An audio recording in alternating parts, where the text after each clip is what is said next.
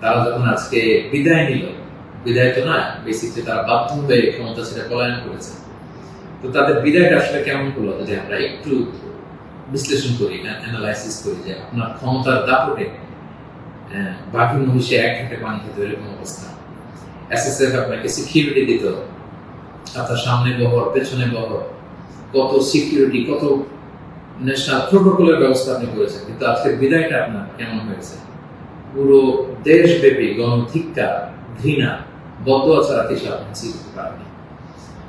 তো এ থেকে আমাদের রাজনীতিবিদদের, আমাদের সকলের শিক্ষা গ্রহণ করা উচিত। আপনার বিদায় কেউ কাঁদেনি, কেউ কোনো সংবর্ধনা দেয়নি, সহমর্মিতা জানায়নি, বরং আপনার অস্তিত্বই ছিল হুমকির মুখে। আল্লাহ তাআলা বলেন যে আমি হচ্ছি ক্ষমতার মালিক, আমি যাকে চাই, কুলিল্লাহুম্মা মালিকাল মুলক তুতিল মুলকা মান তাশা ওয়া তানজিউল মুলকা মিম্মান তাশা ওয়া তুইজ্জু মান তাশা ওয়া তুযিল্লু মান তাশা বিয়াদিকা